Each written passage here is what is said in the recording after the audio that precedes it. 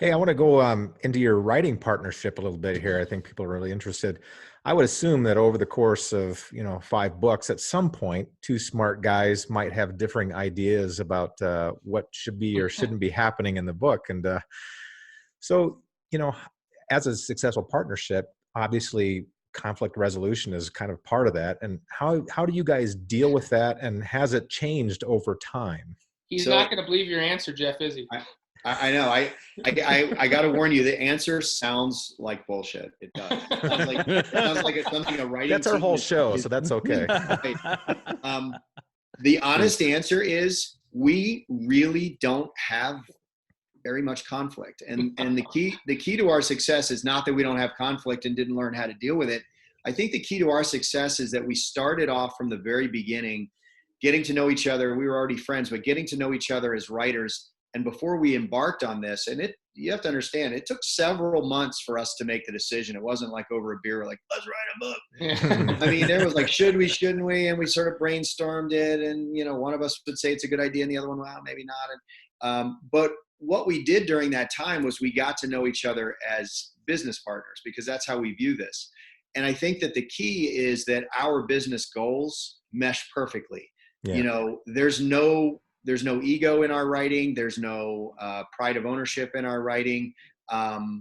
It's if Brian says, look, I think we'll sell 2 more books and make $3.80 more. And I'm like, change that thing. So, I mean, we know we're not writing something, we're not writing War and Peace here. It's pulp fiction. It's designed to entertain. And I think that the not making it about ego and not having personal ownership makes conflict resolution easily. Sometimes they'll be like, well, what do you think about this? What do you think about that? If it's something that, I feel strongly about, Brian will say, okay, I trust you.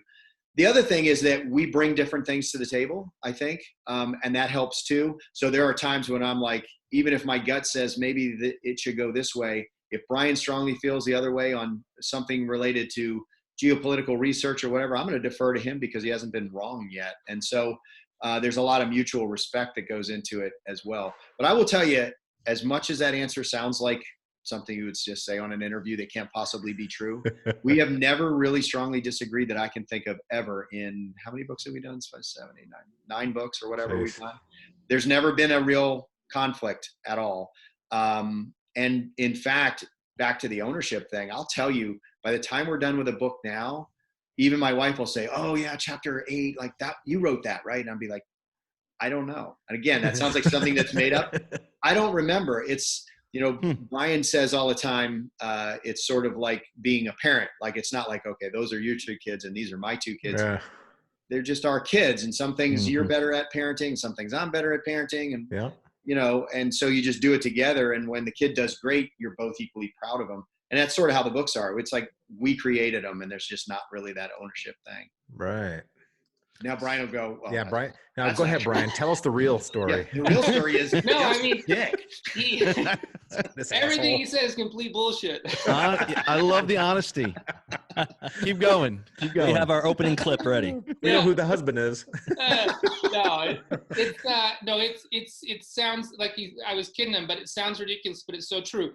But the reason why is because we started off, put a stake in the ground in the very beginning. And Jeff said, I remember the first couple of months, he said, I think the way we should approach this is, let's not worry about anything other than the finished book. Like we'll figure out our process as we go along. And so we sort of experiment with our process. And I think both having come from the military, just this idea of collaboration and teamwork, it came very naturally to us. And as soon as you check your ego and you put that in the drawer, all the problems go away. And so what happens is, we, like Jeff said, I would say like 80% of the time, we come to if there's something we're trying to figure out an answer to, we just jointly come to the solution through a quick phone call. And then if 20% of the time, if one of us feels strongly about it, then we just say, no, I really think we should do this. And it's never gone past that. Like it's always just been at that conversation. In 9 books, really. You never just, slam the phone down. It sounds ridiculous. There's been a couple of times where maybe 2 or 3 times where one of us will be like, yeah, I'm not sure, but let you feel strongly. Let's try it that way and see. We can always go back and change it. And in all the times we've done that, I don't think we've ever changed it. If someone really, really put a stake down and said, no, I feel really strongly about this, and the other guy says, well, we'll start with that and change it if we have to. I don't think we've ever changed it, have we?